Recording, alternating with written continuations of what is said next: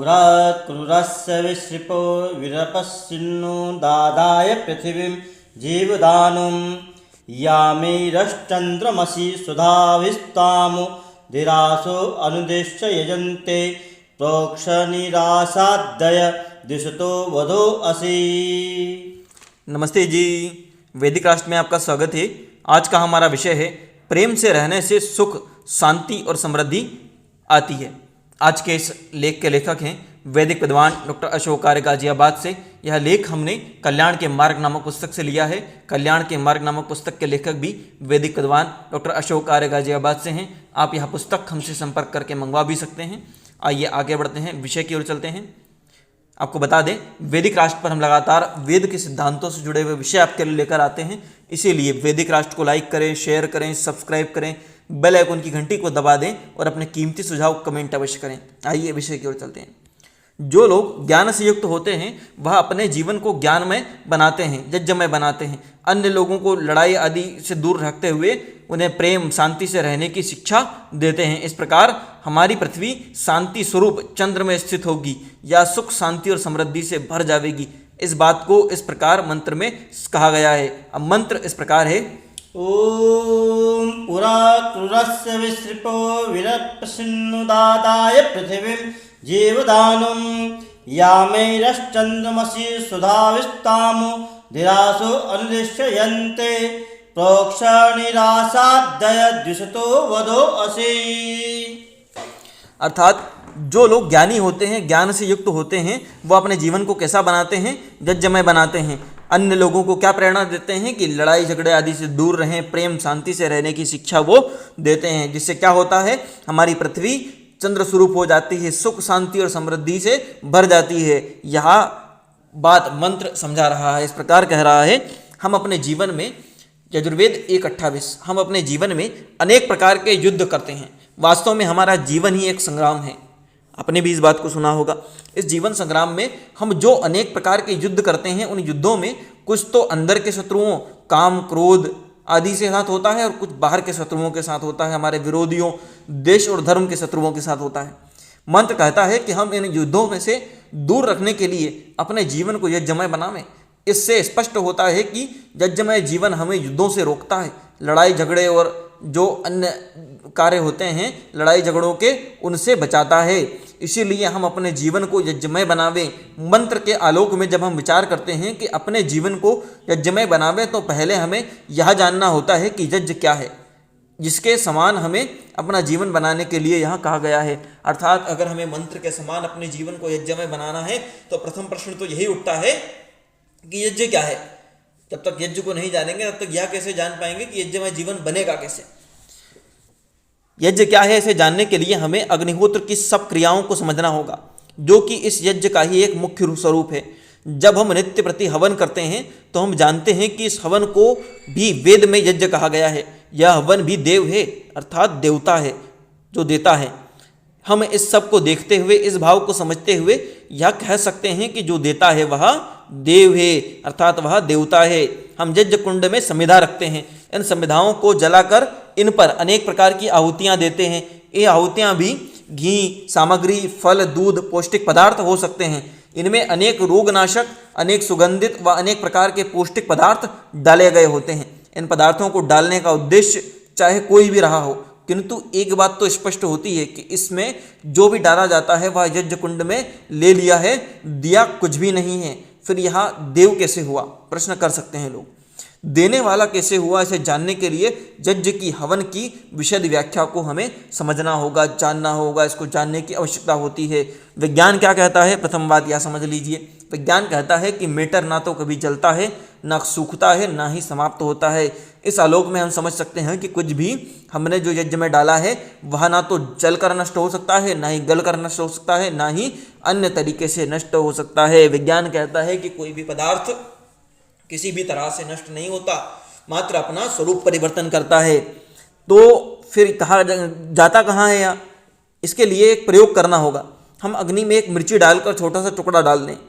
यह टुकड़ा डालने पर जितनी दूरी तक के लोगों की छींके, जितनी दूरी पास पास के लोग बैठे होते हैं वहाँ तक उन्हें छींके आने लगेगी, खांसियाँ आने लगेगी। कम से कम उतनी दूरी तक तो घी और सामग्री का प्रभाव जाता ही होगा।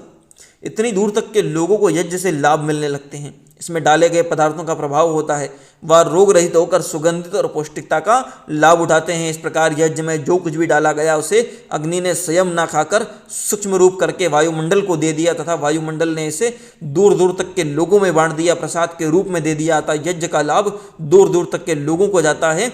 अब हम इस स्थिति में हैं कि यज्ञ से लड़ाइयाँ कैसे रुकती हैं। अर्थात यज्ञ जब होता है तो यज्ञ हम जब करते हैं तो प्रथम तो आपने जाना कि कोई भी पदार्थ नष्ट नहीं होता, मात्र वो स्वरूप परिवर्तन करता है, अवस्था परिवर्तन करता है। इसी प्रकार अब हम प्रमाण मानते हैं कि अगर यज्ञ में जो भी चीज़ डाली जाती है वो वापस आ जाती है या वातावरण में मिल जाती है तो इसका क्या प्रमाण है। तो प्रमाण के स्वरूप हम एक प्रयोग अगर करके देखेंगे कि कोई भी चीज़ हमने यज्ञ की अग्नि जलाई और उसमें एक मिर्ची डालकर देख लें, और मिर्ची डालेंगे तो आसपास जिसको हम धांस कहते हैं सामान्य भाषा में, या फिर जो उसकी धुआं जाता है आसपास, जब खांसी आने लगती है लोगों को, जिस क्षेत्र तक उसका प्रभाव जाता है कम से कम उतने क्षेत्र तक तो यज्ञ का धुआं जो है अपना प्रभाव, यज्ञ की आहुतियों का प्रभाव देता ही देता है। इससे लाभ होता है, अर्थात वह खुद ना अग्नि उसका उपयोग करके सूक्ष्म बना के वातावरण को, वायुमंडल को, हमारे आसपास के क्षेत्र को वापस कर देती है। अब प्रश्न उठता है कि यज्ञ से लड़ाइयाँ कैसे रुकती हैं। मंत्र आगे कहता है कि अपने जीवन को यज्ञमय बनाकर युद्ध को रोको। जब हम यज्ञ करते हैं तो इससे हमारा बहुत सा समय यज्ञ में लग जाता है, लड़ाई झगड़े के लिए समय ही नहीं बचता। इस प्रकार यह एक विधि है जिससे यज्ञ रुकते हैं। दूसरे यज्ञ का नाम है दान का, अर्थात प्रथम तो हमारा समय उसमें लगता है, मानसिक रूप से हम व्यवस्थित होते हैं, शांत होते हैं, तो भी हम जो है अनावश्यक लड़ाई झगड़ों में नहीं पड़ते। दूसरा यज्ञ का नाम है दान। यज्ञ का भाव यह है कि दूसरों की सहायता करना, भूखे को रोटी देना, वस्त्रहीन को वस्त्र देना, जिसको आवश्यकता हो उसको मदद करना। अतः किसी भी इस प्रकार जब हम एक दूसरे के काम आते हैं तो यह भी यज्ञ कहा जाता है। जब हम दान करते हैं, किसी को रोटी, कपड़ा, मकान आदि की सहायता करते हैं तो इसका नाम भी यज्ञ होता है। अंधे को सड़क पार कराने का नाम भी यज्ञ है, अर्थात यह सब कार्य जिससे दूसरे के लिए सहायता होती है उसे सुपथ पर लाया जाता है, उसे जीवन दिया जाता है, तो उसे हम यज्ञ कहते हैं। इस प्रकार जो व्यक्ति दान देता है, दूसरे की सहायता करता है, तो उसके विरोधी धीरे धीरे विरोध की भावना से दूर होते चले जाते हैं तथा एक दिन ऐसा भी आता है कि जिस दिन यह विरोधी ही उसकी रक्षा के लिए आगे आने लगते हैं। जब विरोधी ही रक्षक बन जाते हैं तो युद्ध की संभावना ही नहीं रहती।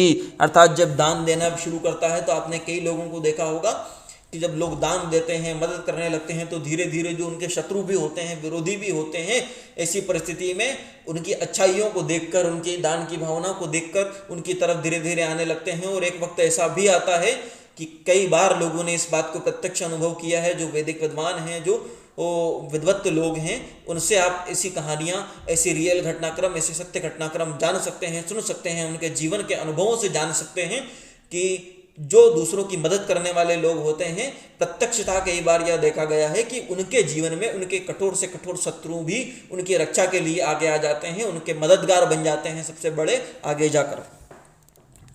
तो जब दुश्मन ही अपना बना लेते हैं तो यज्ञ के कारण लड़ाई को हम रोक पाने में सफल हो ही जाते हैं। सब इस प्रकार के आलोक में मंत्र के माध्यम से परमपिता परमात्मा हमें 3 बिंदुओं के द्वारा उपदेश कर रहे हैं। कौन कौन से?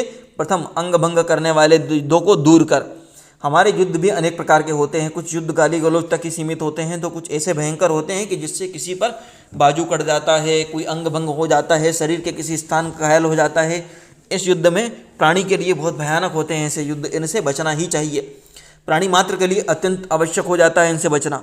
आज तो ऐसे भयानक यंत्र बन गए हैं जिनके प्रयोग के कारण एक ही क्षण में करोड़ों लोग मारे जा सकते हैं। जापान में 2 एटम बम गिराए गए थे जिनका प्रभाव आज भी जापान के लोगों को घेरे हुए है, जबकि गिरे हुए पौने शताब्दी से भी अधिक समय हो गया है।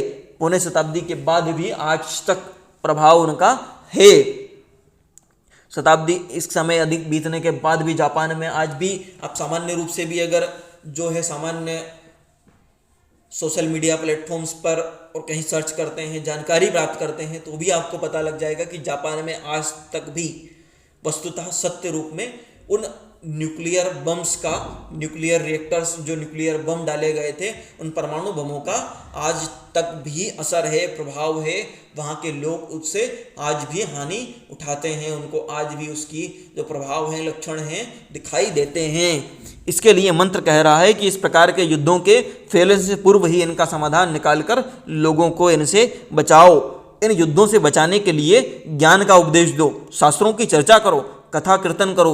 इन सब साधनों से लोगों के दिलों को ठीक दिशा में लाकर उनके दिलों को जीतो, युद्ध के उन्माद से उन्हें बचाओ। आप विशाल हृदय वाले ज्ञानी हो, अपने प्रयास से लड़ाइयों के बोझ से इस पृथ्वी को बचाओ। यह पृथ्वी अन्न दान कर जीवन देने वाली है, किंतु जब इस पृथ्वी पर युद्ध के बादल छा जाते हैं तो उगी हुई फसलें नष्ट हो जाती हैं। जब फसल ही नहीं होगी तो भूख की तृप्ति कैसे होगी? इसलिए अन्न के भंडार भरने के लिए युद्ध को जो है उससे बचाओ, युद्ध से पृथ्वी को। आज अन्न भरपूर होंगे तो लोग प्रसन्नता लोगों की बढ़ जाएगी। अर्थात जब युद्ध होते हैं, जब हिंसा फैलती है, युद्ध के बादल छाते हैं तो फसलें नष्ट होती हैं और साथ ही साथ नुकसान होता है, जिसके कारण लोगों के भोजन पर, अन्न पर संकट आ जाता है।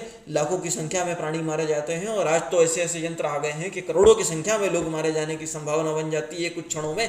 इसीलिए ज्ञान के द्वारा, उपदेशों के द्वारा सही दिशा में मनुष्य के मस्तिष्क को ले जाकर युद्धोन्माद से मस्तिष्क को हटाकर, अक्सर देखा जाता है कि युद्ध या हिंसा का उन्माद चढ़ता है लोगों के मस्तिष्क में किसी घटना या किसी भावना को लेकर, और बुरे से बुरे कृत्य लोग कर जाते हैं। उनसे उनके वस्तुतः मस्तिष्क को हटाकर अच्छे कार्यों में लगाना चाहिए, इसका जो है लाभ होता है। हमारे पास हिमांशु, औषधि आदि हैं जहाँ चंद्र सुख शांति का प्रतीक है। जिस प्रकार चंद्र की चांदनी शीतलता देने वाली होती है, प्रसन्नता देने वाली होती है, सुख देने वाली होती है, उसी प्रकार ही ज्ञानी लोग भी सुख शांति का साम्राज्य दूर दूर तक ले जाने वाले होते हैं। जब वह यत्न करते हैं, प्रयास करते हैं तो कोई ना कोई मार्ग निकल ही आता है, कोई ना कोई समाधान निकल ही आता है। इसीलिए ज्ञानी लोगों को सदा इस प्रकार का प्रयास करते रहना चाहिए कि किसी प्रकार की लड़ाई युद्ध आदि ना होने पावे। युद्धों से पृथ्वी को बचाते हुए सब और सुख शांति का प्रयास करना चाहिए। जब पृथ्वी पर सब प्रकार के अन्न आदि देकर हमें जीवन देती है तो युद्ध के द्वारा इस पृथ्वी को नष्ट न करें, कष्ट क्यों दें से ऐसी विषम परिस्थिति में यह पृथ्वी कुछ ना कुछ पैदा कर सके, ऐसा क्यों बनाएं इससे कि विषैली ऐसी भोजन के अभाव में हमारा जीवन कठिनाई में पड़ जावे। इसके परिणाम स्वरूप अत्यधिक होने वाली महंगाई से हम खरीद शक्ति प्रभावित हो जाए हमारी, और हम कुछ भी खरीद ना पाएं, हमारी आवश्यकताएं ही पूरा करना कठिन हो जावे। अर्थात जो है युद्धोन्माद में जब हम लोग लगते हैं, लोग युद्धों के प्रयास में लगते हैं, युद्धों में लगते हैं तो बड़ी हानि प्रकृति को उठानी पड़ती है। इसीलिए ऐसा प्रयास ना करें, ऐसे कृत्य ना करें जिससे कि ऐसा हानि वाला काम करना पड़े। विद्वान लोग उपदेश से लड़ाई को रोक देते हैं। यही कारण है कि विद्वान, स्वाध्यायशील, ज्ञानी लोग अपने जीवन को वेदानुकूल बनाते हुए संसार में सुख और शांति की स्थापना करते हुए पृथ्वी को सुख और शांतिमय बनाते हैं। इस प्रकार पृथ्वी को अपना लक्ष्य बनाकर इस पृथ्वी की रक्षा के लिए अपने जीवन को यज्ञमय बनाते हैं। यहाँ बुद्धिमान पुरुष, ज्ञानी लोग धीरे धीरे सदा ऐसे कार्य करते हैं जिसमें लोकहित छुपा हो, जो जनहित में हो। सर्वहितकारी ही उनके जीवन का ध्येय बन जाता है। दूसरों की सेवा करने में, दूसरों को सुखी रखने में उन्हें आनंद आता है। यह सदा लोगों को ज्ञान का पाठ पढ़ाते हैं, जीवन में सुख के साधन लोगों को बांटते हैं। इस दिशा में शिक्षा देते हुए लोगों को प्रेम से जीवन यापन करने की शिक्षा देते हैं। इस प्रकार के उपदेशों के द्वारा उन्हें लड़ाई के उन्माद से बचाए रखते हैं। तृतीय, विद्वान लोगों को सन्मार्ग दिखावें। जो विद्वान हैं वो लोगों को सन्मार्ग बताएं। वेद के इस मंत्र से माध्यम से उपदेश देते हुए परमपिता परमात्मा क्या कह रहे हैं कि बुद्धिमान पुरुष, तू बुद्धि का स्वामी है, तेरे अंदर धीरता है, तू ज्ञान का भंडार है। इस नाते तू जो है ज्ञान का सेवन करने वाली क्रियाओं को, गतिविधियों को सेवन कर, अर्थात प्रयोग में ला, इन्हें ग्रहण कर। यदि हम यज्ञ को एक चम्मच माने तो उपदेश है कि यज्ञ के चम्मच को तू मजबूती से अपने हाथ में पकड़ और लोगों के मनों में ज्ञान का दीप्त करना, इस प्रकार का ही यज्ञ है। अतः जिस प्रकार इस चम्मच में जो यज्ञ में घी डाला जाता है, उसी प्रकार तू भी लोगों के मनों में, लोगों के हृदयों में, लोगों के मस्तिष्क में ज्ञान की अग्नि को दीप्त करने के लिए अपने उपदेश रूपी घी का सेवन कर। हे ज्ञानी पुरुष, तू विनाशक प्रवृत्तियों व युद्धोन्मादी शत्रुओं का नाश करने वाला है। इतना ही नहीं, तू लोगों के हृदयों के मनोमलिन्य को धोकर उनके हृदय की द्वेष भावनाओं को दूर करने वाला है। तू अपने उपदेशों के द्वारा अज्ञानी लोगों में निरंतर ज्ञान का उपदेश कर रहा होता है। ज्ञान की वर्षा करते रह, उनके मालिन्य को धोने का कार्य करता रहे। लोगों पर ऐसी ज्ञान की वर्षा करते हुए उन सब से मालिन्य, द्वेष की भावना रूपी अग्नि को बुझा दो उनके, और उनके स्थान पर लोगों में प्रेम की शिक्षा भर दो। प्रेम का पाठ उन्हें सन्मार्ग पर लाने का काम करेगा। उन्हें सन्मार्ग पर लाने का प्रयास किया जाए।